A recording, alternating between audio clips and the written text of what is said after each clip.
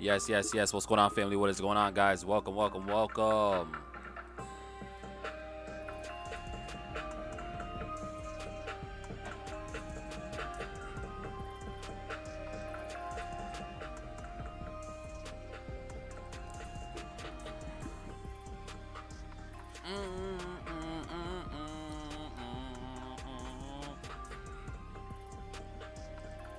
Yes, yes, yes, yes.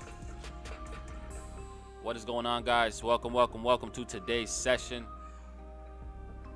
Today's New York session with your boy Abel and the Prophet Society team. Super excited to be here with every single one of y'all. Because we absolutely are going to take advantage of NFP today and see what the market ultimately ends up giving us, guys. All right, super excited to be here. Let me go ahead and turn this music down a little bit, a little tad bit. But what's going on, guys? Welcome, welcome, welcome to today's stream with your boy Abel. Big shout out to everybody that's tuning in right now because we are live, we are direct, and we do have news that's getting released, guys, in just a few. And that's exactly what we're going to be paying attention to going into today and seeing what we can ultimately get from this news release. And seeing how we can position ourselves, guys, based off the release and the data that actually does come out, right? So big news today. Super excited to be able to trade this with y'all, give you guys my outlooks, give you guys my insights, and then hopefully we can figure out some opportunities to take advantage of as well, right? So we're not gonna force anything, guys, before the news. News is dropping in about 17 minutes, and we're probably not gonna just rush into a trade neither, right? But we are going to see how the market is reacting, right? How the market is reacting to the data. And then based off the data that comes out, then we're going to try to come up with a viable solution or a viable opportunity that makes sense, right, for us to possibly get involved or to take advantage of if the opportunity actually shows itself, right? So in the meantime, guys, go ahead and smash that like button, right? Go ahead and smash that like button. Go ahead and share this video in your telegrams. Share this video to your trading communities, right? Let's go ahead and get hundreds of people on this call, guys, because this is going to be absolutely dope. This is one thing that I truly want to be doing a lot more with y'all is just trading these news releases live, right? Seeing how the data comes out and teaching you guys how to really understand the data, right? And what should happen based off that data, right? We did that yesterday, right? We did that yesterday, guys, off of the data that came out yesterday with what was it, the jobs report? What was it? Initial jobless claims, right? Literally same exact concept, right? So we actually did this yesterday, guys, with the initial jobless claims, right? We realized that jobless claims actually came out higher, which means more people filed for unemployment for the first time, right? And we took from that data, guys, that this is negative for the economy, but it's gonna benefit the currency as itself, right? Because when we have negative data, guys, that's gonna affect, right, people's confidence in the markets, right? Affect people's confidence in the markets or in the economy as a whole, then yeah, we have to understand what is going to benefit from that, right? And what is not going to benefit, right? So because of this data, guys, yesterday, we did actually talk about a few different opportunities, right? The one that we actually did take yesterday was this gold sell, right? This is something that we actually took live together, guys, yesterday, New York session, right? And it was simply because, again, I was expecting gold to roll over because of what the data was stating, right? But not even just that, I also even brought up NAS 100 yesterday, right? Yesterday morning, right? And I told you guys that there is a good chance that this bullish move that we experienced off of news, right, off of the initial reaction, was going to be short-lived. And the reason for that is because, again, if this number right here, right, this number right here, guys, coming out at 219,000, right, absolutely coming out higher than what was predicted, right, that was going to give a negative effect overall on these indices, right? Because that is not bringing no optimism into these markets. So it's going to be a similar concept with today, guys, right? Based off the data that comes out today, we're going to see if there's anything that we can take advantage of. All right, now there are a lot of times, guys, where this information, these news releases are already priced into the markets, right? So if it's already priced into the markets, then we might not even be able to take advantage of anything, right? But based on the release, and if the market is going against what we think should happen, then that can be an absolute opportunity for us to go ahead and get involved, right? So like I said, we do have about 14 minutes before the actual release to see how non-farm payrolls actually come out. I'm more so interested in the actual unemployment rate, Um, I I'm more so leaning, guys, towards this just going higher, the 3.7%. I think it's actually going to increase. I could be wrong, right? But again, just very simple. This is how I'm going to be looking at it. If the unemployment rate actually increases, okay, if the unemployment rate actually does come out higher, guys, right, which means there are more people now unemployed compared to the previous month, right? Is that going to be positive or negative for the currency, right? Do not confuse the economy and the currency. Those are two separate things, right? But in your guys' opinion, family, right? If this comes out higher than expected, is that bullish or is that bearish for the dollar itself, right? The US dollar. Is that bullish or is that bearish? Right? Let's go ahead and get this down packed so we are aware and we're prepared, for the actual news release, right? But what do you guys think, guys, right? Is a higher unemployment rate bullish or bearish for the currency? All right, let's see. Right? And again, do not confuse the currency and the economy, right? Because typically, traditionally, right, they actually do the opposite of each other, right? Because if people are actually positive and optimistic about the economy, then they're going to invest into things like stocks, like cryptos, right? Commodities. They're going to invest into these riskier plays, right? When we have positive data. But when we have negative data, right, they're going to try to get away from these riskier plays like the stocks, cryptos, and such. But if they're getting away from cryptos, if they're getting away from stocks, then they're going into something else. And that is usually the actual fiat currency or government bonds and things like that, right? So, my opinion, this comes out higher. That is bullish. Bullish for the currency. Bearish for the stock market, right? Because we don't want to see high unemployment.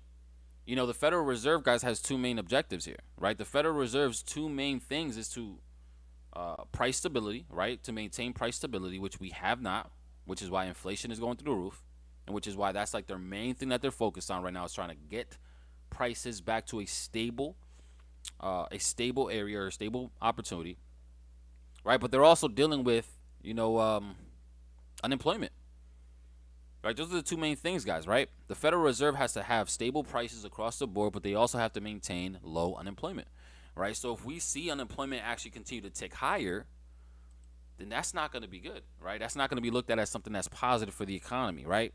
So that could cause more traders, investors to start to liquidate more stocks, liquidate more cryptos, to go ahead and continue to go into those safe haven type of plays, right? So I hope this makes sense, family, right? I hope this is making sense because that's pretty much what we're going to be looking for and what we're going to be playing going into this news release. Right now, again, I'm not trading like as soon as the release comes out. That's not what we're doing here, right? We're going to let the data come out. We're going to see how the market is reacting. And then maybe 10, 15, 20, even 30 minutes. Who knows, right? I can't tell you guys an exact time.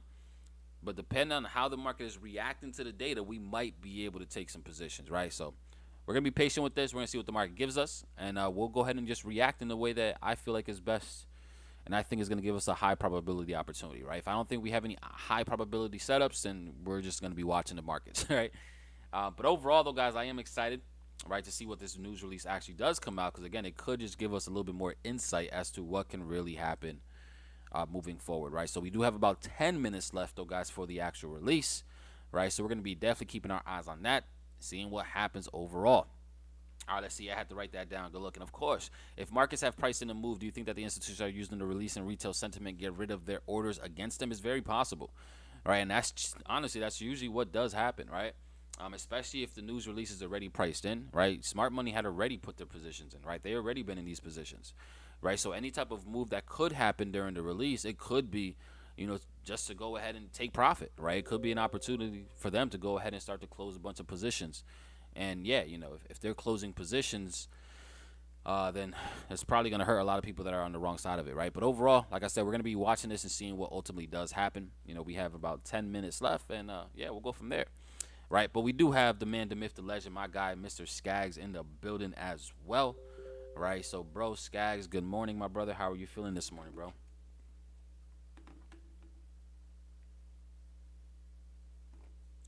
Let's see. Let's make sure everybody can hear him. Let's make sure everybody can hear him.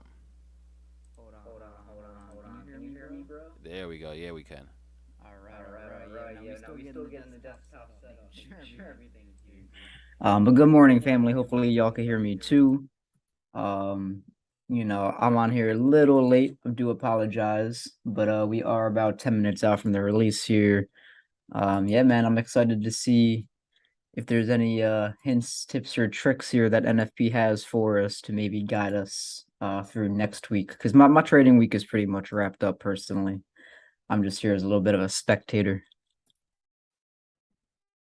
Oh yeah, oh yeah. Let's get it. Let's get it. So again, interesting data, interesting times, guys. I'm excited to be here with y'all for sure, so that we can really just help you guys truly start to understand how to read the news, how to read the data, how to read the sentiment after the data, and just how to really take advantage of this entire play here, right? So big shout out to y'all that's tuning in with us today. If you guys have not just yet, go ahead and smash that like button, right? Go ahead and smash the like button. Go ahead and share this video. We definitely want to get as many people on so everybody is starting to really understand how news works and how to position themselves and play themselves, right? So go ahead and smash that like button, guys. We have 80 plus people on. We only have around 20 something likes. The likes ain't liking, right? It's not matching up, family. So let's go ahead and get as many likes as viewers, and I'll give you a big thank you. Big thank you for doing that, family. All right, let's see what else we got here. Yeah, we got some savages in the building today. All right, so looking at the markets really quickly, gold did absolutely phenomenal for us yesterday, guys. Ended up dropping around 80 pips or so, right? And then we just ended up correcting overall. But gold was an absolute banger for us, right? Literally just taking it off of news, right? Off of the news release itself. News came out and actually ended up going bullish, but I wasn't buying that because the data was more so leaning towards a bearish reaction. So that's why we were able to take this trade, and this thing absolutely went crazy for us. Nas again as well, guys, freaking great, right? I actually was talking to Skaggs yesterday too about Nas, and I was looking for more continuations lower, and this thing actually did end up continuing going bearish, guys. And again, I'm just playing off of the news right now. If we talked about it yesterday when we talked about Nas, we were talking about it as it was pushing up, right? And I told you guys that this is going to be short-lived, right? The data itself is favoring for a weaker indice, based off the initial jobless claims, so that this buy up right here was going to be short-lived, and that's exactly what happened. This thing just ended up rolling over and continuing on bearish, right? So again, what I'm gonna be looking for, guys, depending on how these numbers come out, high unemployment is probably gonna lead to weaker indices. Okay, but that doesn't mean it's gonna happen right away, right? Because again, we have to consider the fact that some of these things are already priced in, just like what happened with the initial jobless claims, right? The initial release came out, and this thing ended up turning bullish, right? And it could have been just to go ahead and, I mean, who knows, right? It could have been profit taking, could have been more so grabbing some more liquidity, whoever knows, right? But that is also something that could happen, right? So if we do see, these indices, guys, on higher unemployment, right? If it spikes up for whatever reason, I'm going to be considering that as short lived. And I'm going to be looking for an opportunity to go ahead and get back into it from a bearish perspective. Okay, so I hope that makes sense, guys, right? On how I'm going to be looking at this personally, right? So I would love to see higher unemployment just because that's what I think is going to happen. As of right now, they're expecting to unemployment just come out at 3.7%, which is what they're forecasting it to be, and what is also what came out last month as well.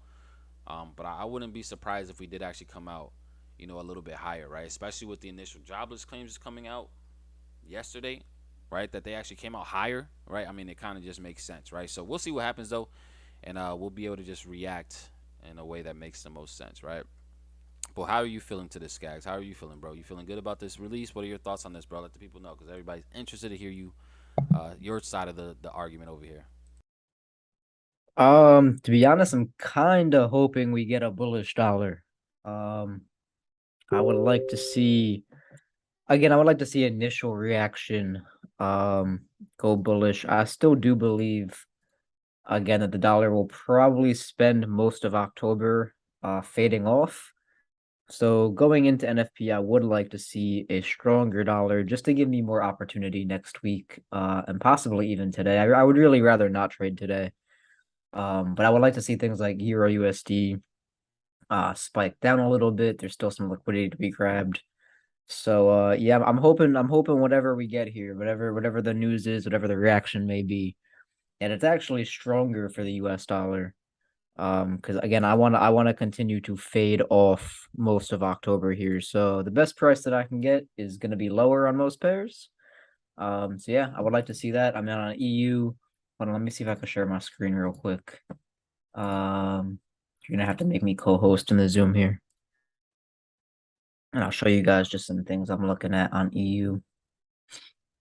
Again, I'm probably not going to be trading today, family, but because NFP for me is usually a day off, right? I usually actually sleep in, right? So the fact that I'm even awake right now is is out of the norm for me on NFP week. But yeah, there's some things I'm looking at on EU. I mean, we're currently stuck in this little trading range here. And it is just kind of my belief that again, we do get, some wick fills on this area and still come and capture some of this liquidity. And I think the last time we talked about this was on this Sunday call.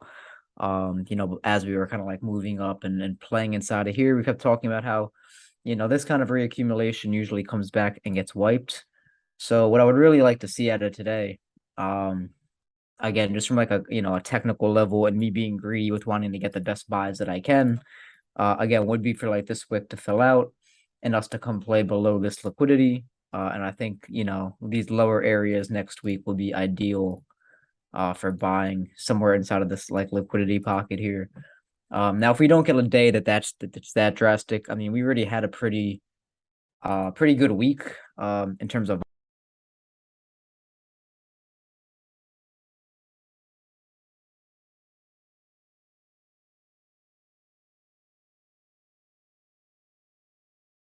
it's called like a whipsaw NFP, right? Where like this comes out and we kind of just, trade back and forth, inside of the bounds of this range and we don't really go anywhere. So there is the possibility of that. So if we don't get a lot of volume today, I mean there are some like lower time frame areas of interest. Like again, you might react off of like this smaller time frame OB, and then maybe we do hold and see something. So again, if this does spike down into this, then ends up closing up higher, that's always a possibility as well. But yeah, I would prefer to see us fully fill out this wick and come play into these lower 97 areas for me to play next week. I mean, the only other thing that's really in my area of execution is oil. We talked about this liquidity pocket the other day.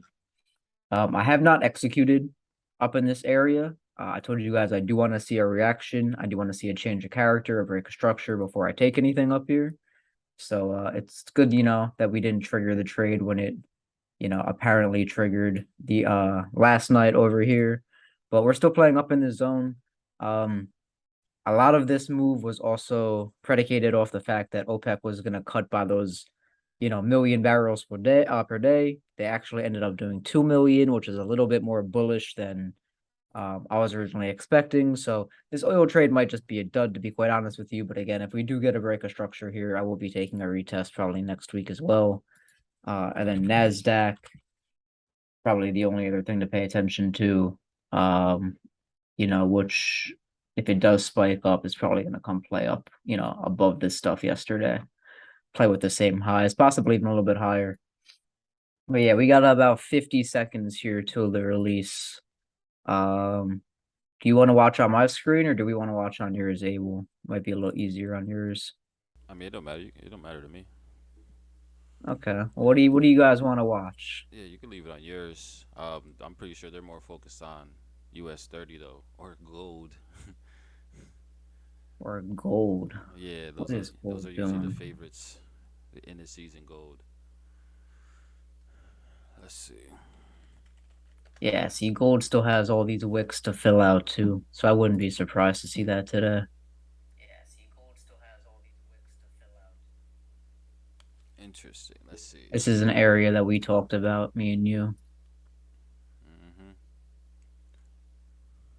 Yeah, family. So let's see. We got 5 seconds here. Um, Let's I'm gonna see. go pull up the calendar real quick Okay. for Okay. It actually went myself. down lower. 3.5% unemployment. Okay. Did it? Yeah, actually ticked down. All right, interesting, interesting, guys. So again, based off this type of release, this could be looked at as more positive for the economy, bearish for the currency. But look at the dollar actually going bullish real quick, right? Yeah, it's gonna come grab all this liquidity, like I just said. Hmm. Same thing with EU again, filling out that wick. See, this is interesting though, family. Again, just understand how this type of release could be interpreted, right? Obviously, right now, the one thing that the Fed was talking about the most, which is why we're not in a quote unquote recession, or at least one of the things was because we still had a very strong jobs market. This right here just continue to show that we do still have a very strong jobs market, right? We're only 3.5% unemployment is actually pretty crazy. So this could bring some optimism back into the markets, which is why looking at what the dollar is doing and looking at what these indices are doing is probably, in my opinion, going to be short lived, right? So right now we're seeing Nas drop, we're seeing gold drop. The data, the data is saying that this should be short lived, right? So we're going to keep our eyes on it, see what the market ends up doing. If I end up seeing something that I like, I'll definitely let you guys know. But for right now, I think this sell off on these indices is going to be short lived, just based off the data.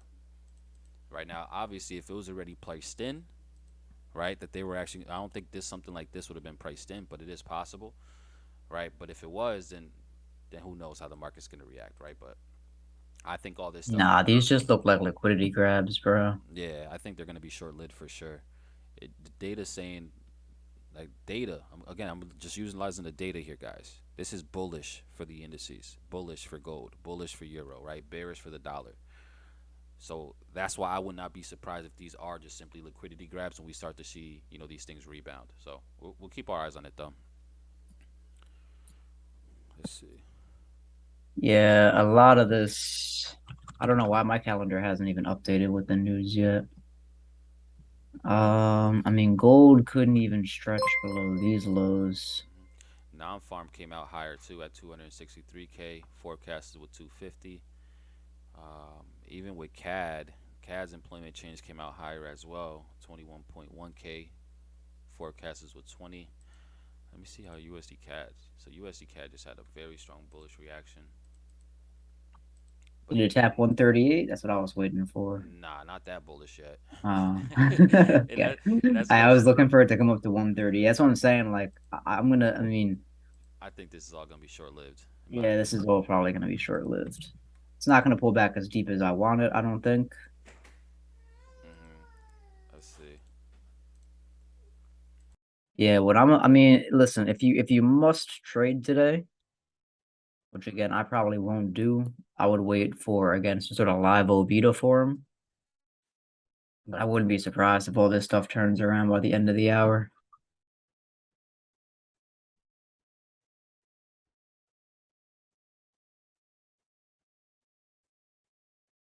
I think we really could. I don't know. I'm very interested. I'm looking at Nas now too. Go to your Nas chart, all right? Because Nas is looking very interesting.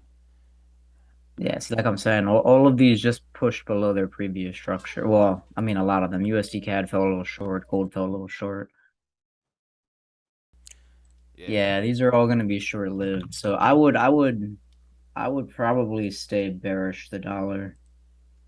Again, if you must trade on the Friday, right? Like I'm not really interested again because like the question is how far are these gonna move, right? Because again, EU already had a crazy week, right? It already pushed up and pushed down, right? So a lot of data was probably already taken into account this week. And again, this just looks like more opportunity for them to begin kind of scaling out of those shorts.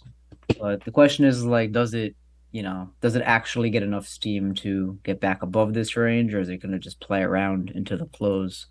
But yeah, I would stay bearish dollar if you must trade today.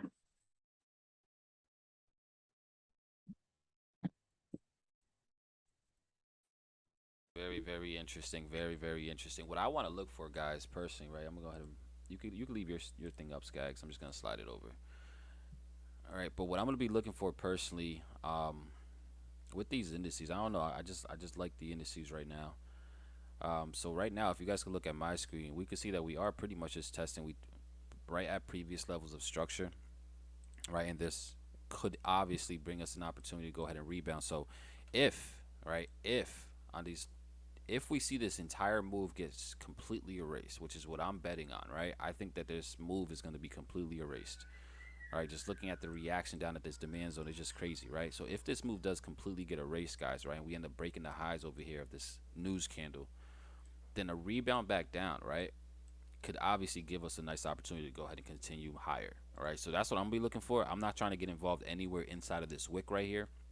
I'm not trying to play around with this candle just yet because we really don't have enough data. But if we are able to see this thing completely rebound, take out these highs, then I'll have a lot of confidence because that's going to be that break of structure, that change of character, whatever you want to call it, right? And if we can get that, then yeah, a move right back to around this 11,400 could give us an opportunity, right? So, but for now, we got to just be patient. All right, I'm gonna be sitting on my hands. I want to see this thing actually rebound. If we're able to do that, then I'll go ahead and look for some buys after that, right? But overall, just being patient, guys. Again, like I said in the beginning, we're not here trying to trade the initial release like right away. We're just trying to see what the data comes out as, and then we're trying to see if the market is positioning in a way for us to still take advantage of it. Which right now, I think it really is giving us or it will eventually give us a nice opportunity to get involved, right? So we're gonna see what happens though overall. But all right, Skaggs, back on Yeah, you. I just took this as an opportunity to close some of the gold the EU short that we had from up here. So I'm actually personally using this move as a taking profit opportunity, which again is what I believe is happening. So I'm actually out of this position, um, mostly 80%. For those of you guys that maybe remember the call that we had up here, I mean, this just closed for what, like a 1 to 15. So yeah, it's a beautiful position. Yeah, that's. Still have a little bit running, I mean, it's again, had the if it one wants to to run into next 15. week, that's cool. I should have definitely held that EU as well. It was a banger. Yeah, this was beautiful. This was a beautiful, this Yeah, was a beautiful if you grab. guys were on the call that we held at the beginning of the week, family, then you guys all should have been in that as well. I didn't hold it for no 1 to 15 like Skaggs did. I was able to grab I think 1 to 6 risk reward, but overall it was an absolute beautiful, beautiful play there. I mean, we've been very accurate, guys. Like, I know I keep on. I might sound crazy, but it's not even crazy. We've been extremely accurate this year. Like this entire. I mean, we'll just say since I started streaming personally 5 months ago, man, we have just been such on fire and so accurate. It's insane, right? And it's just because again the data. We're understanding the data. We're comparing the data, and we're utilizing the data to give us some opportunities in the market for sure. So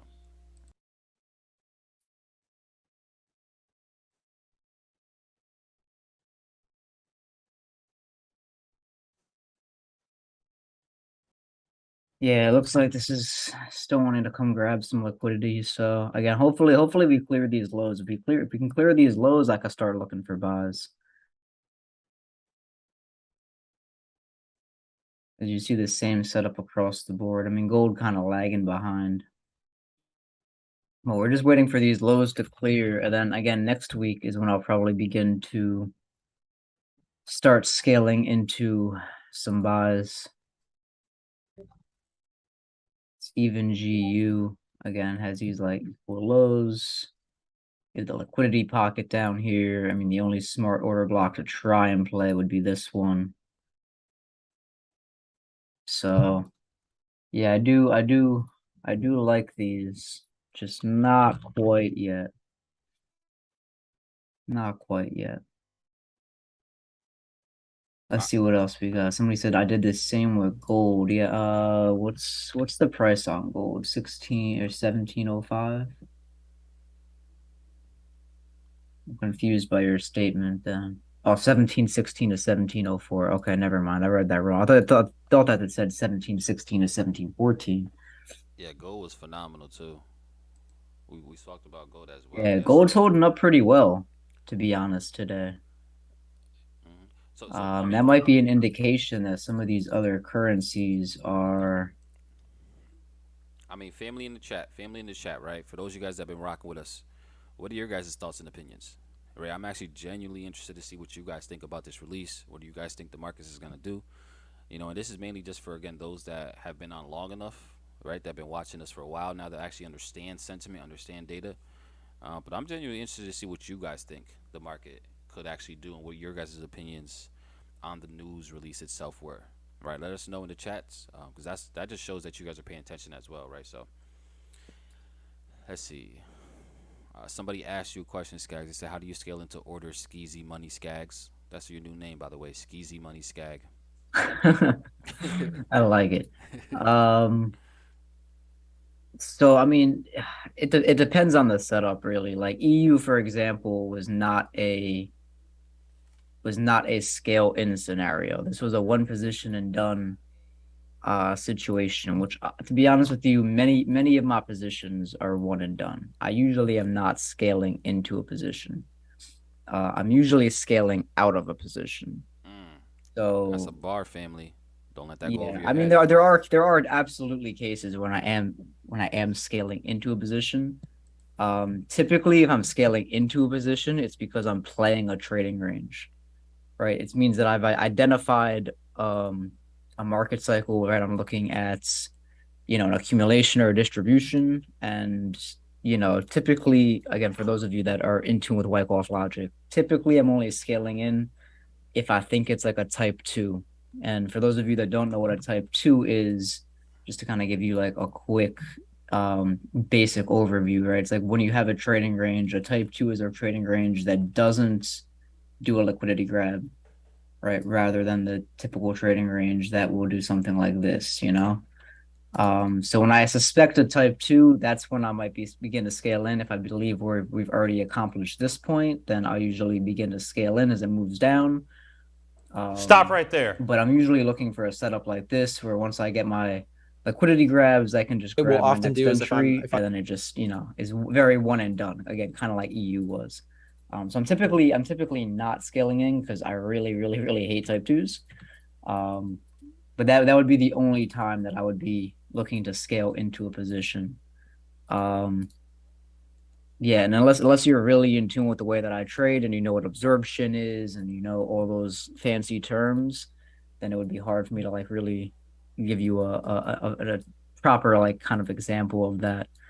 Um, but yeah, typically what I'm doing is I'm scaling out, right? So for like EU, for example, this is my second time booking profits on EU, right? The first time was when we broke this low, right? So we moved down. At that point, I was at break even. Price came back. We broke this low. I began to take profits. Right now, we're filling out another wick. We're hitting another liquidity pocket. So I took more of my position.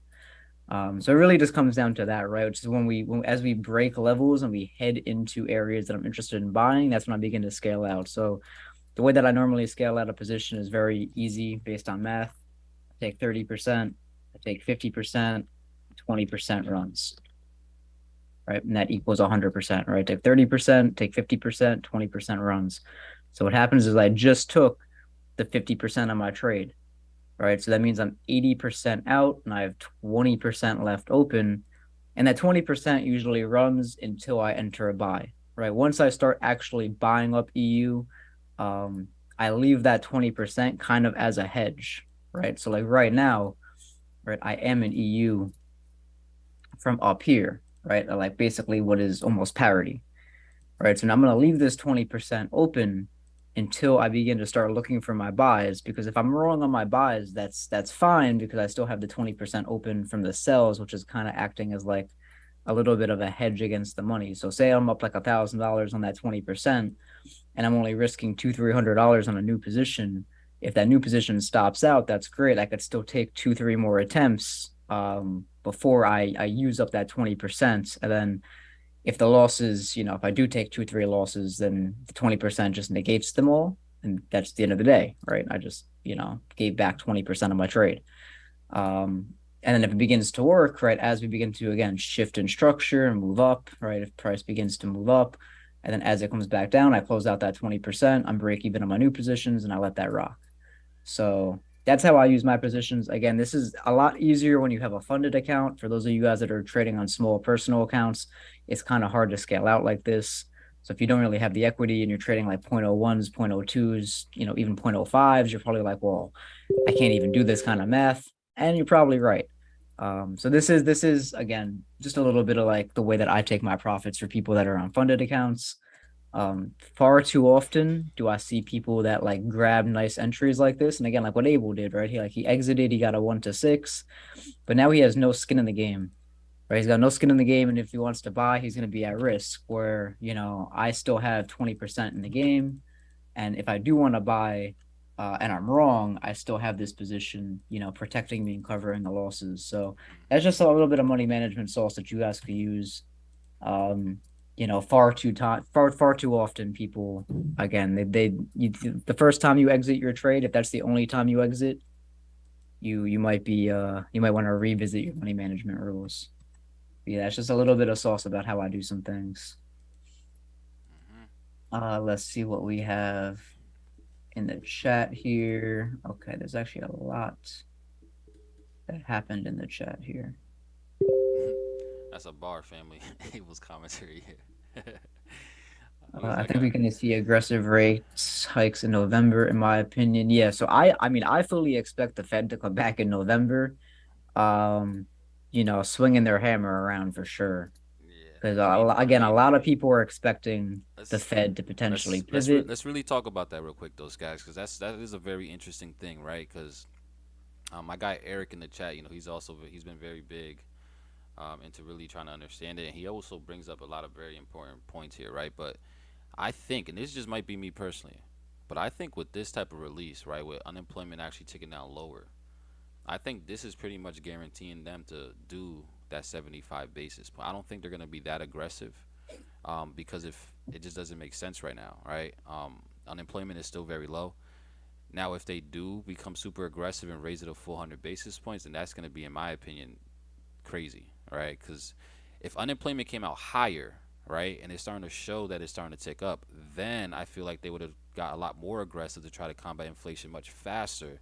So then they can go ahead and focus on the unemployment issue, right? So I don't know. I think they're probably going to stay on task or stay on point with what they've been saying, which is 75. You never know with the Fed, right? They might even do something crazy, crazy. I don't think they're gonna do 50, but again, that unemployment rate is really what's giving them a lot of confidence still, and telling them and it's what's allowing them to tell everybody, yo, chill out, we're still good, all right, we're still fine. So Yeah, I mean, I don't think they'll do 100 either, to be honest with you. But I think again, the expectation is not will they do 100. It's like you guys got to understand, right? Again, the rumors that are in the market. We talked about this last stream, and I can't stress enough the rumors. Right, the rumors are not that they're going to get more aggressive. Right, the rumors are that they're going to get less aggressive. So you could rule out the 100 basis points right away. If they do that, that's going to be very shocking to not only me and a lot of us in the chat, but to the market in general. And we all know the result of that. Everything's just going to collapse. That's done and easy. But the rumor is that they're going to look to pivot and again, like you said, possibly do that 50. So that's the rumor we want to pay attention to. And I do think again that that's the rumor they're going to shut down. I don't think they're going to do the 50. I think they're like you said, they're going to stay on track with the 75. And if we do see 100 basis point, it'll be a 2023, which is the only other time that it could be. Um, Again, heading into the holiday market too, right? You guys understand, right? We're now in the holiday months, right? We're also getting towards, specific midterm and election type things, right? So the rumors to prop up the market are going to be strong, right? They're going to do everything they can to prop the market up, show signs of things getting better. So again, I do think the rumor will get shut down. I do think the Fed will come out in November and say, hey, we're just still on track. We're watching what other central banks are doing, but we're not ready to follow suit. The Fed usually leads the way anyway, right? The Bank of England and the RBA, like they're not leading central banks, right? So even though they're doing these weird, obscure things, the Fed's probably just like, yeah, you guys are crazy. We're not doing that. So yeah, I would rule out the possible 100 points for November, but we will know next week because next week we have CPI, and CPI will let us know for sure what is widely expected of the Fed. So understand everything that's going to happen in November will be solidified next week. hmm that's a fact. Yeah, now we're definitely in very interesting times for sure, guys. Where realistically, there's usually, I mean, even with this release, there's a lot of mixed data, right? That's been released, which is causing it a lot harder to really try to figure out what sentiment could be. Um, so those are things we have to be aware of, because we just had again mixed data, right? Mixed data. We're talking about yesterday, right, where more people filed for unemployment, compared to the previous week.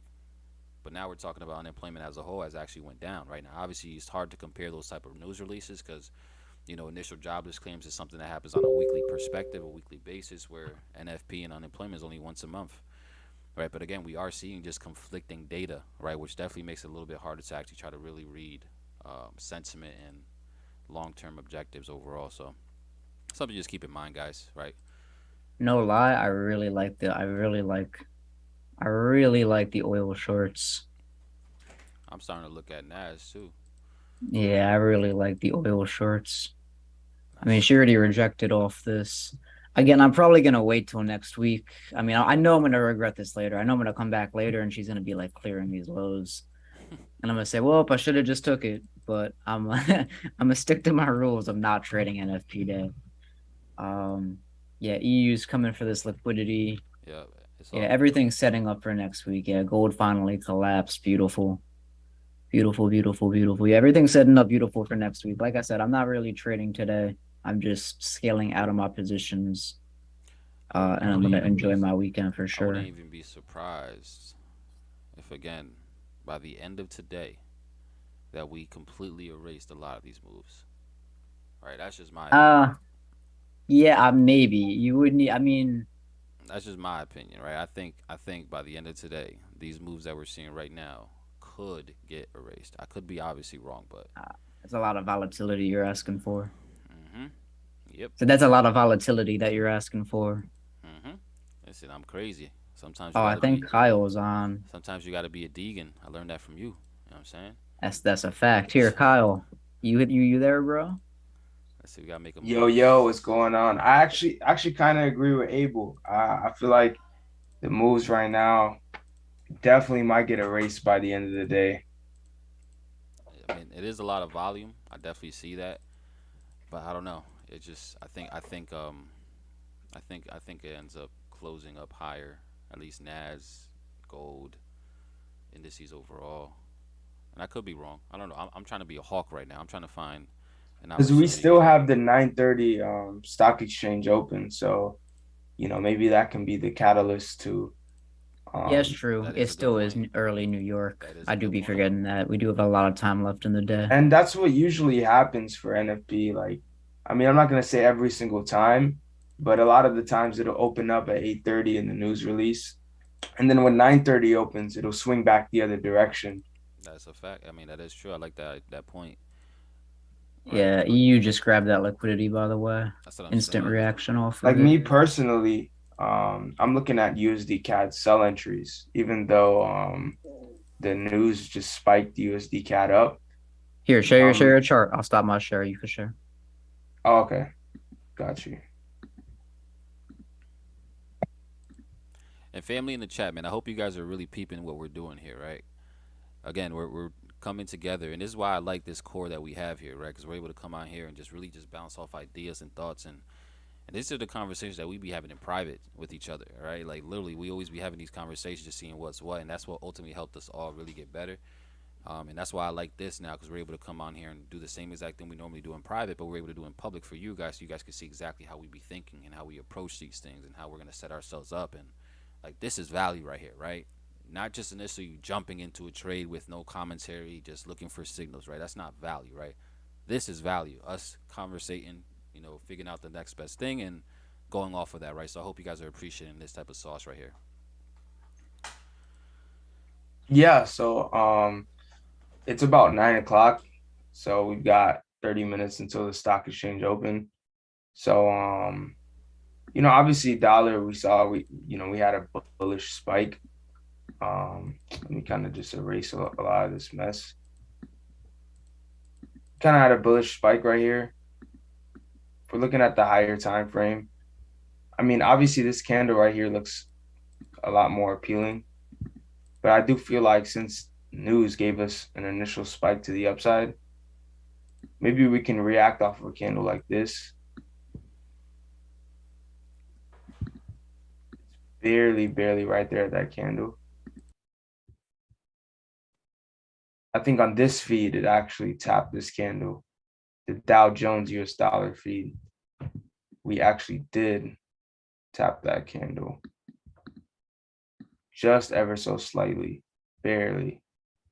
So, just being honest, EU could probably buy up maybe somewhere right here. And if not, it can come down to a lower level like this because we haven't broken clear 4-hour structure. Obviously, we're still bearish on this thing, but the possibility for buys are still there. Same with USD CAD. We pretty much broke 1-hour structure completely right here. Once we broke these lows, we broke 1-hour structure, and this is kind of like bearish territory still. Until we break this high, then I would go back bullish. But we're still kind of in bearish territory. If you guys were on like the last 2 calls I did on here for the Profit Society, on Sunday I called out this candle. This candle on Monday mitigated off of here and dropped down during London. Now we're returning right back to the previous candle following order flow. London last night gave us a clear of the highs right here and then dropped and actually kind of broke structure right here. So I am looking at shorts, something like this, guys. With an entry at right about now, to be honest, 3745 or 450. It's running like a 15 to 20 pip stop. If you get in now, it'll probably be like a 20 pip stop, which is really pretty much low risk. 20 pips shouldn't hurt your account. And I'm aiming something upwards of down here, 3585. So that would be about an 150 pip trade, a 1 to 10 risk to reward depending on your entry. And yeah, I am looking for, again, this move right here to be potentially erased, and we are kind of getting that. And I do feel like when the 9:30 open comes into the market, that we probably will get this drop and erase all of these moves. But that's just what I'm looking at for USD CAD. You know me, especially if dollar is bearish, I'm definitely gonna lean towards selling USD CAD. Yeah. So The thing that I like the most about these plays is, again, the risk to reward is going to be crazy if we're able to catch an entry on these things. All right, and as long as the risk to reward is valid and our bias and what we're looking for makes sense, shoot, I'm more than comfortable taking these opportunities, right? Because the risk to reward is insane. All right, and that USD CAD, the risk to reward looks crazy. All right, so things like that is, I mean, it just makes sense, right? Especially since we be having logical reasons for this stuff, right? So very interesting to see though how this thing plays out, guys. But I'm sticking with what I think is gonna happen. Yeah, we'll see what happens at the end of the day. But yeah, nah, your analysis is on the money, Kyle. I like that, bro. yes, sir. Let's see how it plays out within the next hour or so. Yeah, we're about to get the new hour candle right now. Yeah, and if especially if we fill some wicks, then I'm probably gonna take some small positions. well, I do like the way EU is responding down here. Yeah, you guys see how it's just starting to wick back down. Like a lot of the times, the news would just pump up, and then like within like the next hour or so, it'll just wick back the opposite direction and just close the other direction. I mean, in this case, who knows? It could probably still close bullish, but this is just making a more better case. Well, that will close bullish. There's no way that doesn't. Oh yeah, it'll close. It's got 50 seconds. It's got like 50 seconds. Yeah. So yeah, this will close bullish. It's just we need to see if the next 1-hour candlestick closes bearish. If the next 1-hour candlestick closes bearish, that would be an amazing sign for me to hold this trade till the end of the day. But for now, guys, if you guys took this trade, you guys are actually about 10 pips in profit with me. From when I just let you guys know, yeah, we're about 7-8 pips in profit. That candle doing everything in its power to close bearish and prove me wrong in 50 seconds. I'm not gonna lie, it cut its body size in half in the 30 seconds. I mean, when I went down to the 1 minute, guys, this thing looked clean. Like it literally just like. I mean, look at this. Go to Nas real quick, bro. Okay, I got you. Yo, share your screen. To be honest. Yeah, I got you. A matter of fact, Skaggs, I want you to share your screen, bro, and give me your thoughts on that since that's your baby. My baby. Yeah, that's your baby. I mean, I'll take ownership of her if you want me to, because I've Nah. been It's all good. absolutely destroying her. I'm not even gonna lie. But what do you think It's about this all good. OB right here? This 5 minute OB. Honestly, that's the same thing I'm looking at on EU. Right, it's the same thing I'm looking at on EU. That's exactly what I was just looking at on EU. Is like again, it does the live OB. This candle opened up bullish, which is precisely not what I wanted to see. I would have liked to see if it went down first, but Nasdaq again. My problem with this though. So my problem with this is you still have the indice open. Yep. So I would assume with momentum like this on the Nasdaq that your entry does not come at the 9:30 open. I mean, obviously, this might instant mitigate and might play around a little bit, but I'd be willing to bet that this wick here, this bottom wick here, actually ends up filling. And if this does turn around, it doesn't turn around until about 10 a.m. So the path on this is probably something like this, where eventually you fill this wick, and then you form again the same thing, but just below the wick, and then that's when I would want to take it bullish. So this seems a little, again, it's a good sign, but I've played structure like this before that when 9:30 comes in, it still grabs this liquidity, and then by 10 a.m., you're all pissed off because you're like, man, if I would have just waited, then I would have caught the trade. So I think it's a little preemptive. I do think it's a little early. I gotta be honest, I did add a little bit onto EU down here on a buy, but I still do think I was expecting this wick to fill, so I really didn't even go. It's like such a small position, it don't even really matter. I'm probably I gonna see have you, to DJ and just Skaggs. yeah, I mean, listen, it grabbed the liquidity and it came back up, bro. I had to try a little bit, Yeah. I mean, I'm not, you feel me? But I still do potentially see it coming back down. So again, like it's not a full entry for me. So we'll see what the indice open brings. But I think again, if you're gonna be playing this in pre-market, like look at Nasdaq already, right?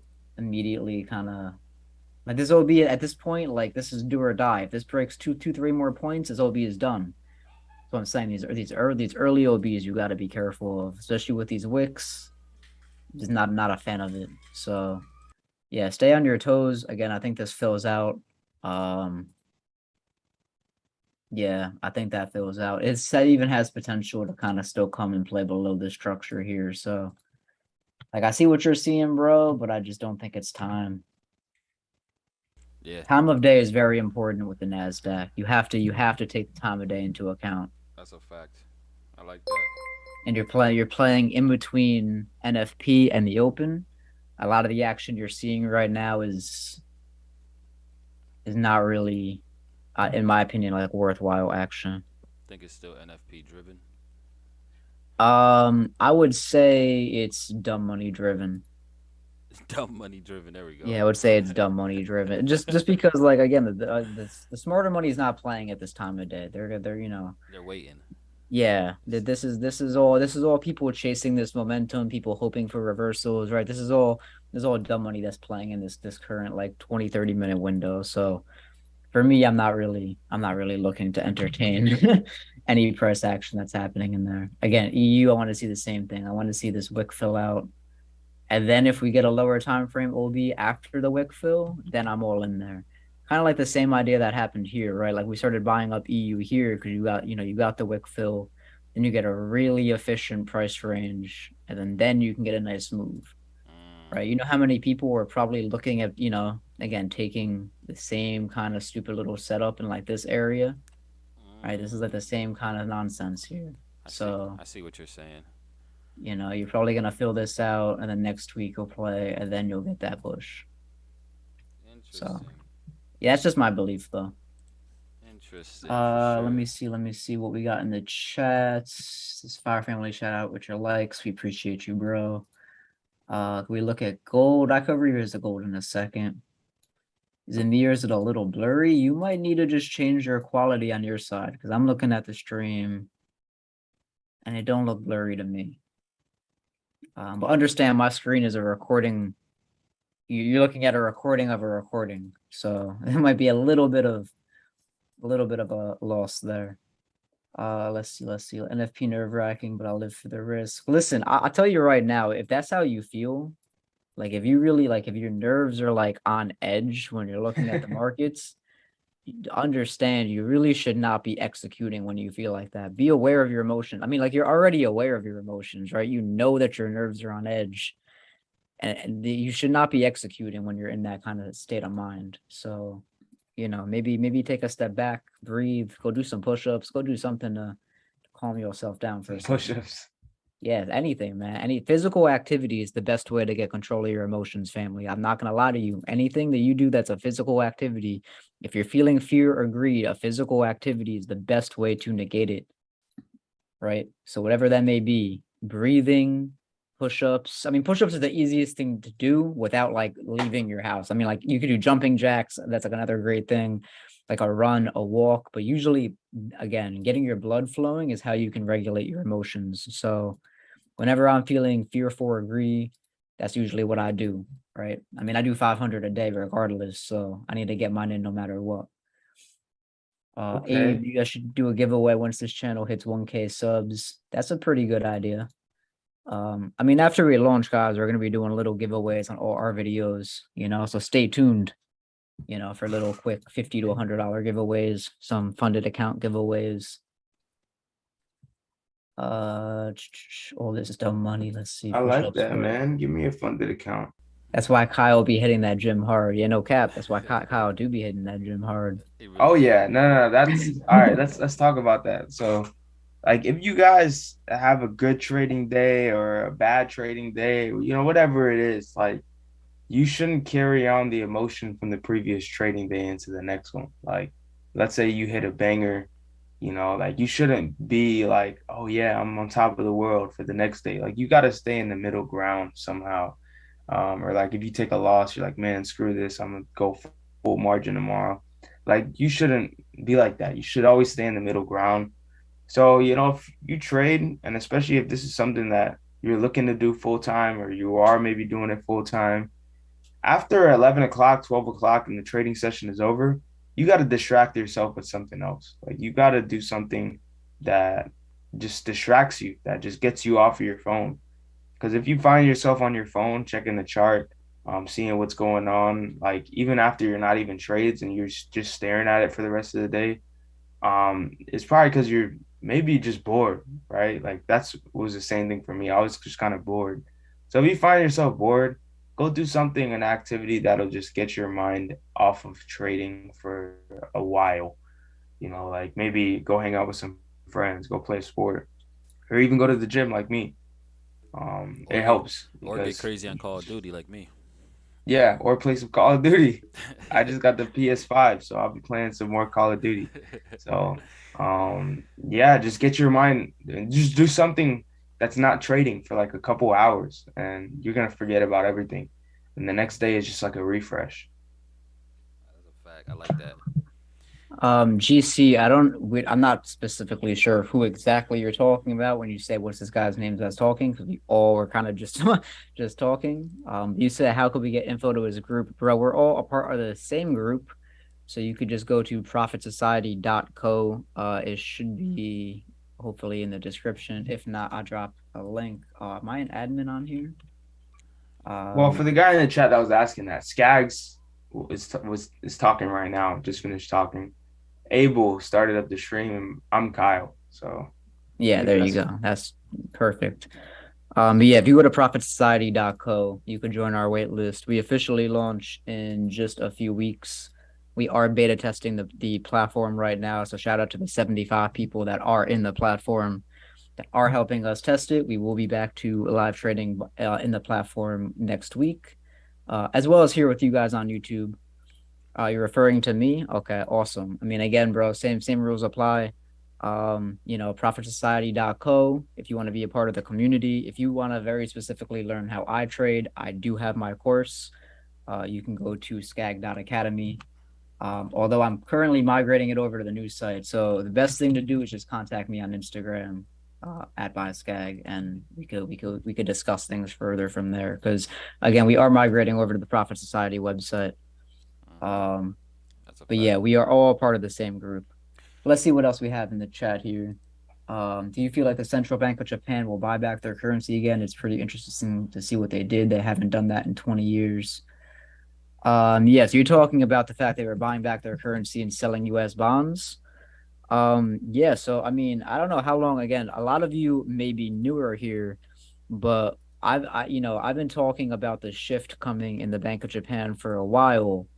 And that first little buyback that you saw, I do believe is in preparation of that, but there are still some other fundamental things we need to see, right? So for the Bank of Japan specifically to change their course fully, what you're going to need CPI out of the Bank of Japan to be above 3%, right? Because as long as it's in the 2% range, they're not going to do anything. They've made that very, very clear.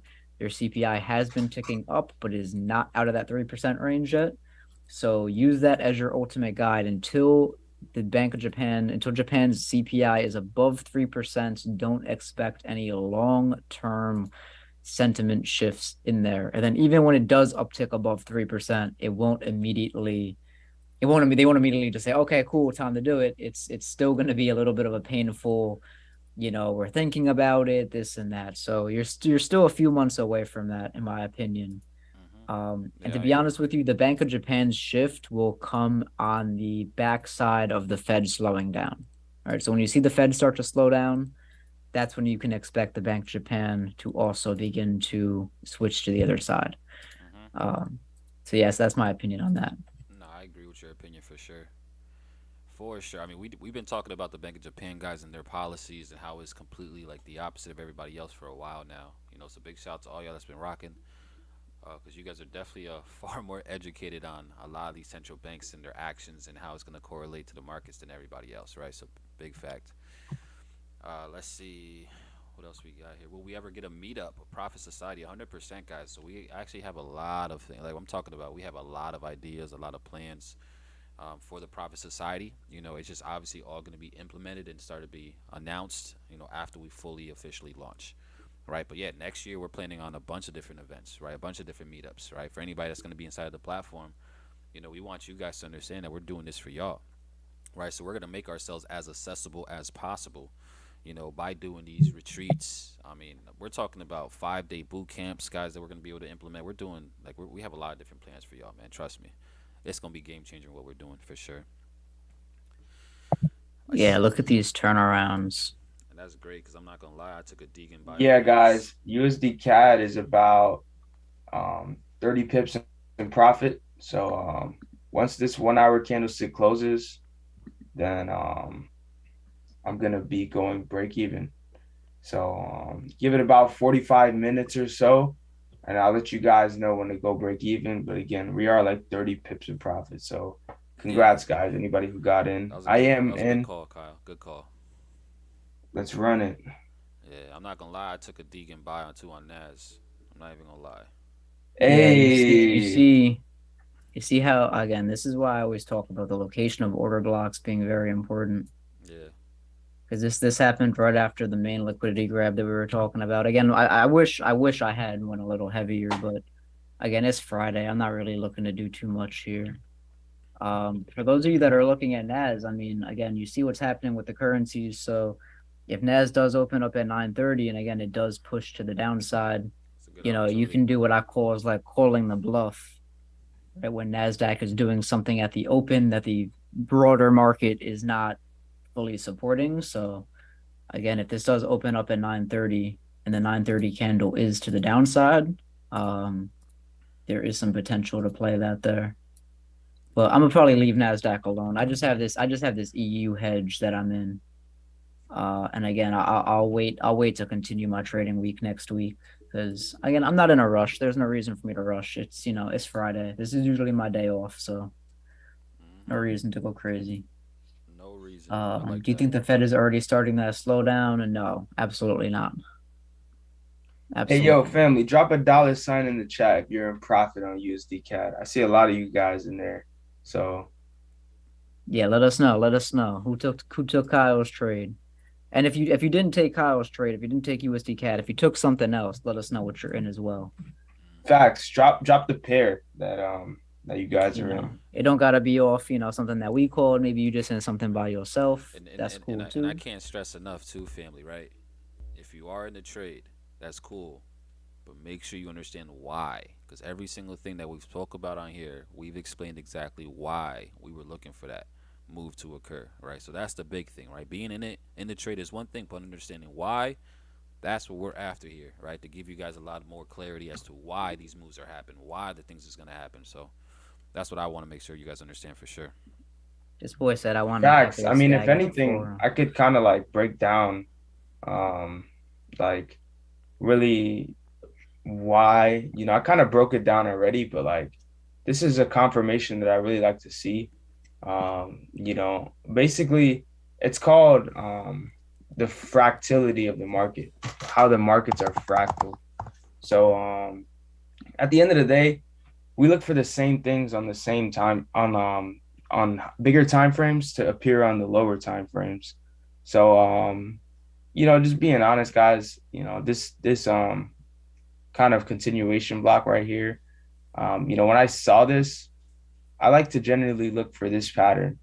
And it's crazy because it gave us this pattern last night. It's when the market creates liquidity and then takes it out and then breaks structure and then comes back to revisit. This is what we like to call mitigation. I like to see mitigation and, especially on multiple time frames. So on the higher time frame, we do kind of get a rate of the highs right here. And then we retested the wick of that candle right here. So just being honest, a lot of people were saying 1.380.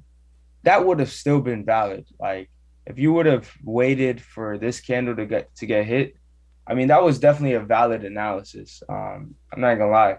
But me speaking, when I went down to the 1 hour, because on the 4 hour, we did raid these highs with this candle right here. This 4 hour candle was the one that raided the last previous bullish high. So, when I went down to the 1 hour, I saw that this 1 hour candlestick actually mitigated off of the wick of this 1 hour candlestick. So, at the end of the day, I kind of already saw this candle as mitigated off of. So once a candle is already mitigated off of, you always look for the next area in order flow. And that's why I looked at this on Sunday. So since this was mitigated off of, and this was mitigated off of, the next candle that order flow could follow was this candle. I like trades that follow order flow, meaning one candlestick mitigates off of an entry, and then the next candlestick gets mitigated, and then we leave an imbalance. We did leave imbalance right here. So whenever there's an imbalance plus institutional or order block or continuation block, whatever you want to call it, I like to really just look at supply and demand. So if there's a supply and demand candle that's left behind, that was following order flow, that left behind an inefficiency, that's another confirmation. Inefficiency plus institutional candlestick. But I mean, honestly, guys, we just broke these lows. So we are about, for my entry, we are about 42, 45 pips in profit. So now is the time to go break even since we just broke these lows. And we are going break even going into 9:30. So this is a great, great scenario. So whatever 9:30 does, we're protected. And I highly believe that when 9:30 opens, this will just continue to drop and it'll give us at least 100, 150 pips for the day. So honestly, shout out to you guys that got in. If you guys did get in, feel free to tag me on the IG stories at Kyle Hustles. Show some love. And let's have a great day today. We are break even once again. And that's why I really took that setup. As you guys can see, this mitigation just happened perfectly going into London. We had a high right here. And the craziest part is this high actually did mitigate off the candle originally. But you know what's crazy? You could have actually caught the top if you were awake during London. Now, let me just double check that. This could have played the 50% right here. So as you guys could see, that candle pretty much played the 50%. So if you were playing the opening of this candle, you would have been running somewhat of, like, let's say you were trying to catch the top and not wait for New York session like I did. You would have been running like a 33 pip stop. Now, let's say you waited and you were patient enough. This is why patience is very important. Let's say you were patient enough. You could have waited and caught an entry right here at the 50% of this candle, the candle that I was playing.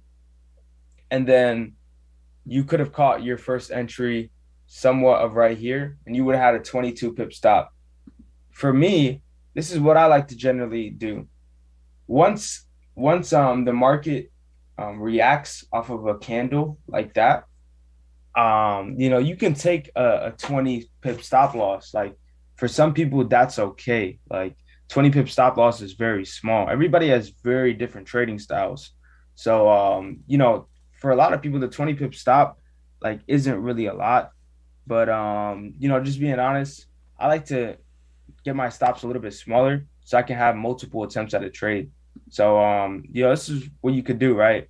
You can go down to somewhat of like a 15-minute time frame. I know I got a lot of stuff on my chart. Let me just start deleting some of this stuff. But what you could do is you go down to a 15-minute and wait for that same pattern. Wait for that the highs to be cleared, and then wait for that break of structure, and then play the last up candle before the down move. So really, if you guys were a little bit up early, or maybe if I was a little bit up more earlier to be on the stream earlier, then I could have called it off from this level where this candle was the candle that cleared highs, right? So this right here would be considered our institutional candlestick, right? This was the candle that cleared highs and was the last up move. You see how market was going up, going up, going up. Then we get this we get this up candle, and then market drops down and breaks structure. So this is right here where the banks would be hiding, where the market just, has one pump up and then drops down and breaks structure. This right here would be our mitigation level. And you could have gotten upwards of a 11 pip stop, and you guys would be up right now 1 to 3. So that's just a good educational tip for you guys. You guys see how this pattern right here looks very, very similar, and if not the same as what we got today. So with that being said, let's ride it out at break even, and let's just wait for the market to continue giving us what we want to see. But I like that. Again, guys, definitely tag me on the stories. Let's go crazy. In the chat, we're dropping the Connect with Profit Society. Tag the Profit Society too. Don't just tag me. Tag profitsociety.co. Let's show everybody that we caught a bag today for NFP. Let's show everybody that NFP doesn't stand for NFP. It stands for no effing problem, right? So It's no problem when you understand the data. And that's the big thing. That's the big game changer, family. Again, I keep on stressing it. Right? NFP usually isn't an issue if you understand the data and you understand how to correlate it. And that's exactly what we do here, right? We actually understand the data. We understand how interest rates are going to affect it. We understand how NFP is going to affect these markets, right? How, inflation is going to affect these markets. We understand these things, right? So even if we are wrong, because we're not 100% accurate, nobody is, right? We at least can figure out exactly why, what happened, and just give you guys that information for sure, right? But I actually want to catch up on a few comments in the chat, right? That boy Kyle Gunn, absolutely insane, dropping so much value. I appreciate you, bro. Right, but there's this one comment that is just hilarious. I know. Let me see. Somebody said they want to just bother Skaggs at an event. That is just funny. Yo, That's Skaggs, one of what my you gotta say about that? students, bro. He just trolling. They got jokes all day in my chat, They just want to bro. heckle Skaggs at a forum. That would be hilarious. All right, so there are a few more questions. Do you see the Bitcoin coming down to 15K or possibly lower? It's pretty interesting. When I was doing research, every bull run Bitcoin had is when the money printer was on. I mean, if we're being honest, the money printer has been on since Bitcoin has came into existence, right? I mean, after the 2008, 2009 situation, 2010, 2012, they turned on the money printers, right, just to try to go ahead and get us out that whole situation that we went through over there back in 2008. So, I mean, yeah, it definitely been on, but that's just because of the situation we were in before Bitcoin actually came out. Um, but I think Bitcoin does have a chance, right, to reach 15K, 14K personally. I'm sticking with my stance, family, right? As long as the Fed is hawkish, and not just the Fed, but as long as these central banks are hawkish overall, we're going to continue to see lower pricing for a lot of these assets, right? A lot of these cryptos, commodities, stocks, things like that, right? As long as they're hawkish, then there's no point in me thinking that things are going to change, right? Because the whole point of them raising rates is to get people to stop investing and stop spending and things like that, right? So that's where I'm at with that. Obviously, we can get deeper and really break it down from a technical perspective, but that's something we do all the time. But just understand that data, right? That's a nugget. As long as the Federal Reserve is continuously planning on raising rates, then our sentiment has to remain the same, right? For these currencies, right? For these assets, for cryptos, right? Nothing is changing, right? Because nobody else is going to be comfortable or confident with investing into these markets that we're experiencing right now, right? It just doesn't make sense. Right, so just keep that in mind. As long as the Fed is hawkish, then everything we've been talking about is probably going to remain the same long term. Let's see. What about what the UN said? Right. So the UN is, I mean, obviously the United Nations is a big, big corporation, right? That is overlooking, obviously what's happening from across the world perspective, from like a global impact thing. But them trying to pressure central banks to try to lower rates, I'm not sure how much weight they actually have to do that. Like, I don't know if they have enough power to try to force a central bank to do something. But that is just adding a lot of pressure, though. That is adding private and public pressure to these central banks. Because obviously, what's happening right now, guys, with inflation going through the roof and the dollar gaining massive strength, that is not healthy, right, for global trade across the board. Right? It is now costing a lot more, to sell certain commodities, right, or to do business across seas, right. So, I see why the UN is calling for these feds to do a U-turn, and this is something that I've also brought up too in the past, literally a few weeks ago, that eventually we're gonna have to do a U-turn. But I don't know how much strength. I don't know if the U-turn happens, if it's gonna happen because the UN said so, right? I don't know if they have that much strength or power to do that, right? But you never know, right? Again, we are leading into a lot of different things like midterm elections, right? So there's gonna be a lot of public pressure and private pressure that's gonna be um, put on to these central banks for sure, right? But we got to see if the central banks are going to hold strong, though, right? Is Jerome Powell going to say, you know what, forget y'all, I know what I'm doing here. We're going to continue to remain course. We're going to continue to tighten up across the board, or is Jerome Powell going to, listen to all this pressure that's happening? I know for one thing, I'm glad that I don't have his job, because right now it's like a lose-lose situation for a lot of these central banks. I don't think there's a win that they can get from this, personally speaking.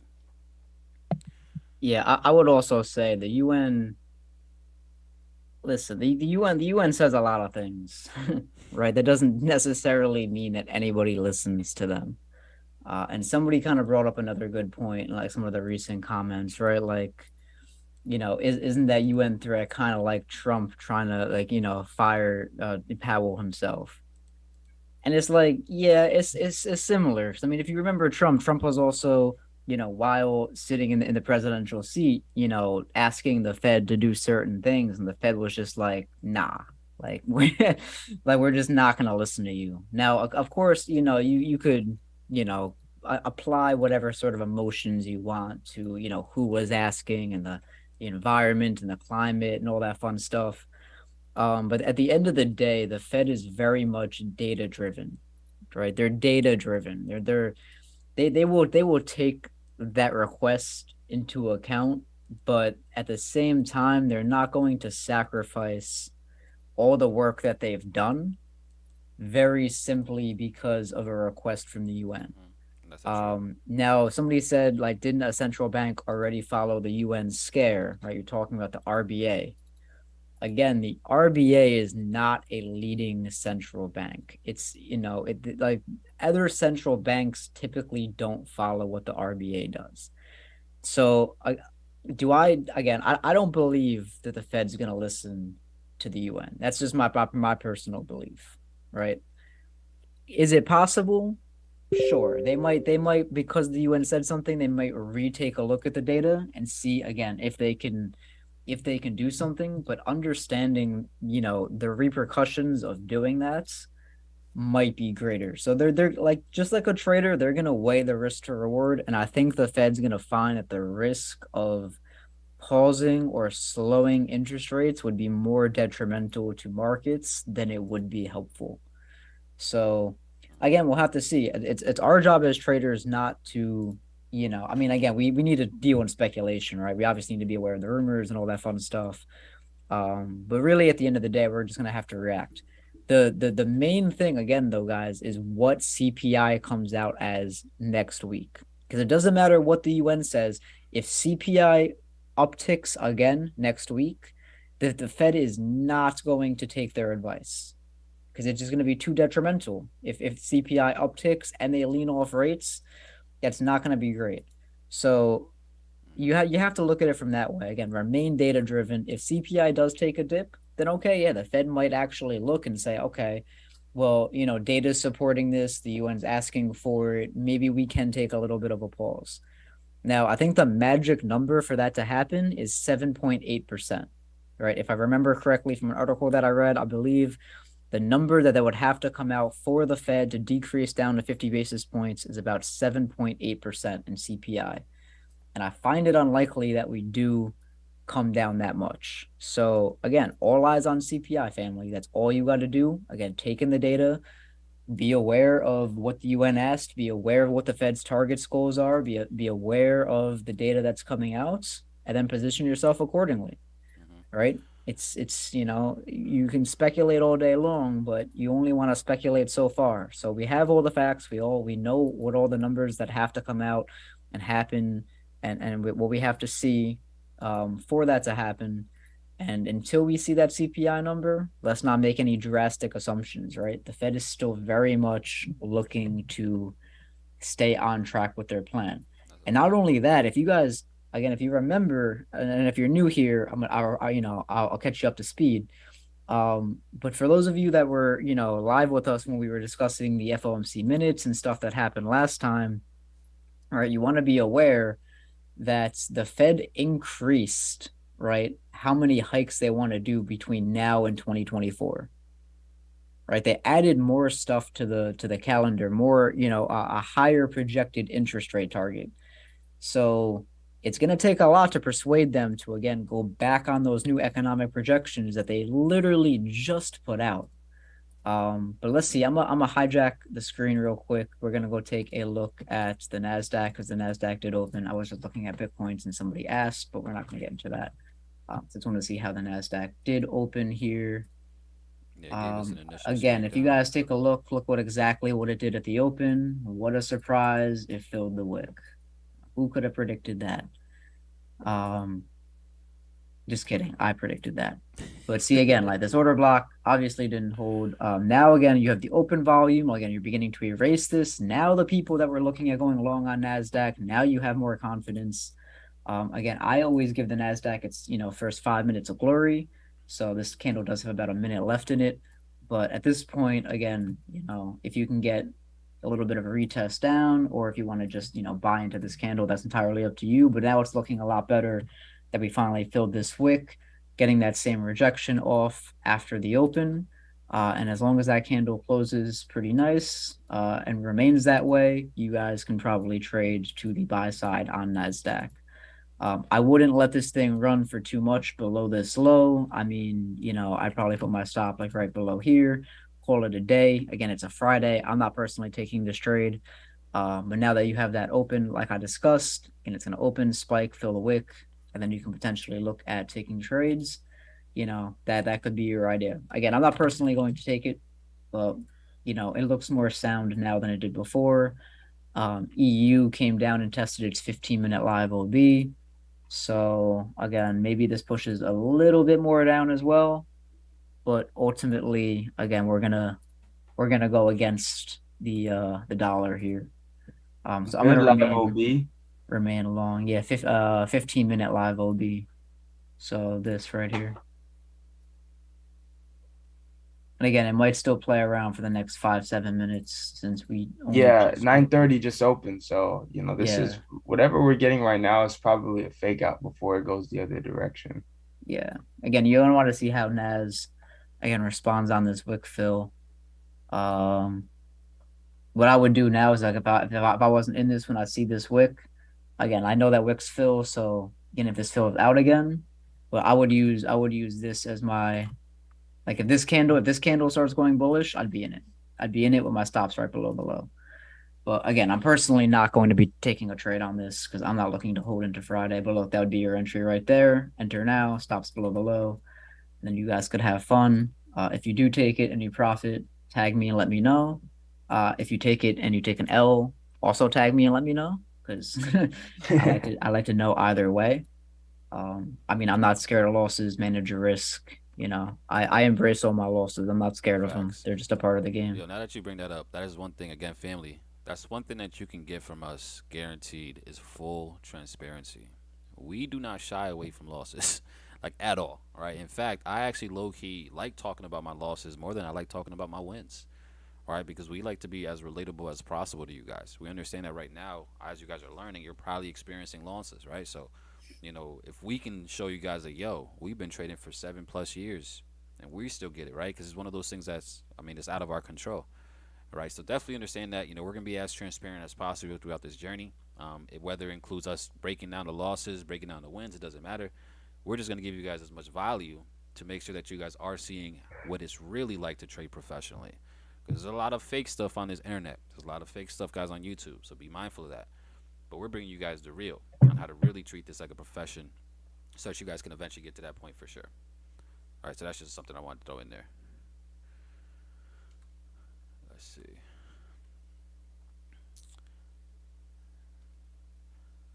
Very interesting. Thoughts on gold taking a buy? I mean, it's gonna. I mean, I'm bullish on EU again. So I mean, correlation wise, you're pretty much on the money there. It just depends on really where you want to, risk to. Because again, like depending on your account size, and like I'm not, assuming anything for anybody, but if you're taking a risk from here, you're looking at like 100 pip risk. Ask yourself, can you manage your money in a way that makes the most sense? But again, I'm not personally on gold. The only thing I'm looking at is EU because it's got a little bit of a better risk to reward on it. The Nasdaq is still kind of just sitting here. So again, might be a case of what we had said earlier, where a lot of the volume came in earlier this week, and you guys are again playing on a Friday. I'm playing on NFP Friday.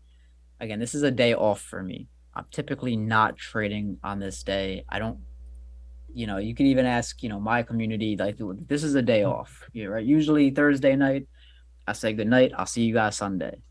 So, we're on here really just again narrating, helping you guys see if certain things, explaining the fundamental data, because that's the most important thing for next week. But yeah, I would still be looking for bearish dollar continuations on higher time frames. But it's possible that they don't happen today. We'll probably talk about it on Sunday for sure. All right, let's see what else we have in the chat here. I like that you all talk about losses. It's so many traders that don't.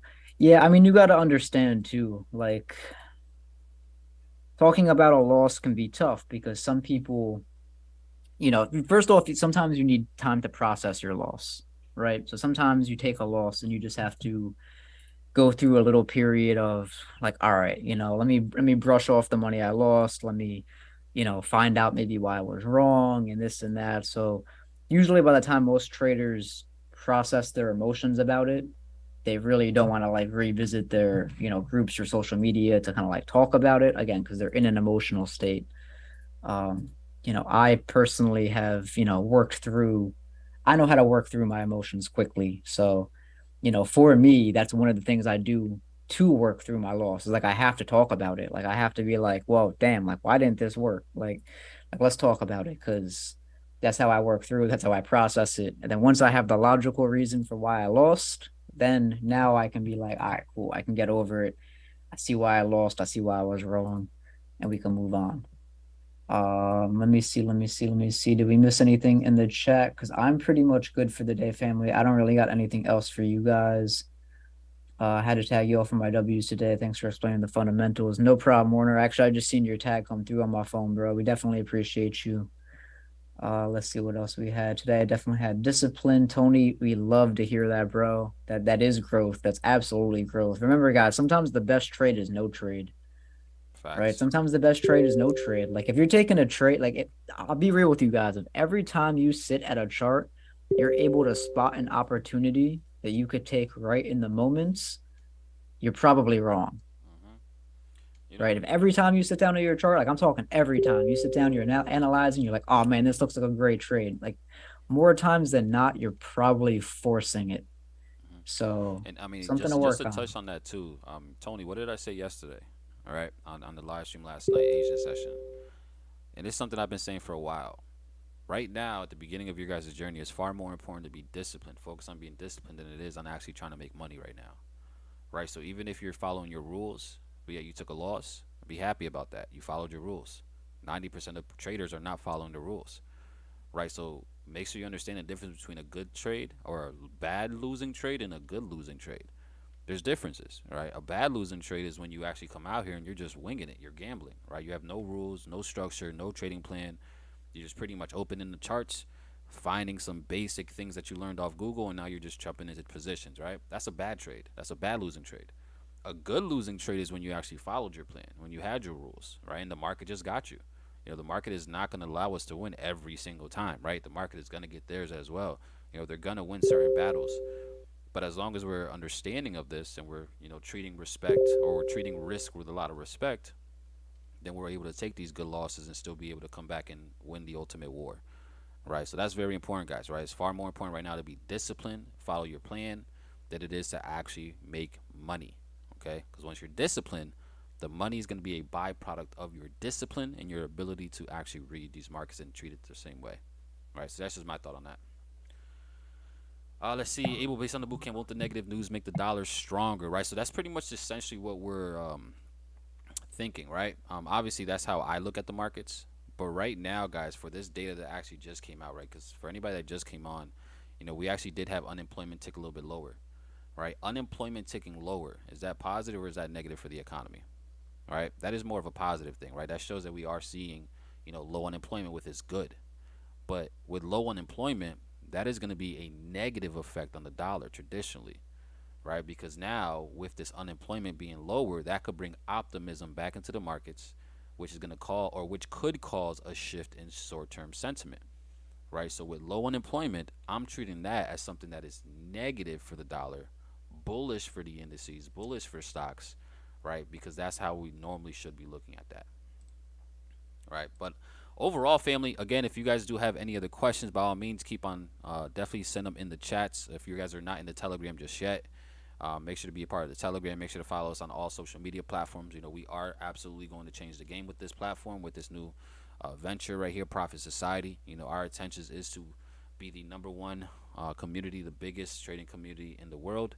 And I know for a fact we can accomplish that because we're actually leading with real value, real morals, and we're not here fluffing up nothing, right? We're actually giving you guys real sauce that you guys can actually go ahead and take and implement right away and actually start to see results right away as well. All right, so let's see. See any last few comments? Can you guys show any pair anywhere? Can you guys show an example on a crypto chart? Uh, I mean, we already been doing a lot of these analysis on cryptos and all this stuff. All right, but if anything, guys, just stay inside, just stay a part of the community. Enter the Telegram, follow our social media platforms. We are going to be giving you guys out a lot of content, a lot of value, and we will be also doing our weekly overview on Sunday, right? So if anything, come back Sunday, and we'll definitely go over anything that you guys want analyzed again, just to give you guys as much value as possible. But besides that, family, I appreciate y'all. We appreciate y'all. We love you guys for rocking with us. Make sure to go ahead and smash that like button before you guys go ahead and leave. Make sure to be subscribed if you guys are not subscribed just yet. And we look forward to continue to providing y'all with massive value. Big shout out to everybody that did subscribe during this stream. We appreciate y'all. We love y'all. Hopefully you guys were able to get some value. But we will be back with some value on Sunday. All right. Let's see. We need that merch. All right. That Profit Society merch will be available. Probably not for a few months. Right. That's definitely something that we thought about, but that's not in the top of the list as importance. Right. Because we still have to get the actual Profit Society actually fully launched. But once we are fully launched and we're all up and running, then yeah, we will get all that stuff available for y'all for sure. Right, but family, we appreciate y'all. We love you guys. Right, we will send out any updates for the overview on Sunday to you guys, so you guys are all aware. And yeah, we look forward to continue helping y'all out. But family, in the meantime, in between time, we love y'all. Have a great rest of your guys' day, and we'll talk to you guys later. Let's get it.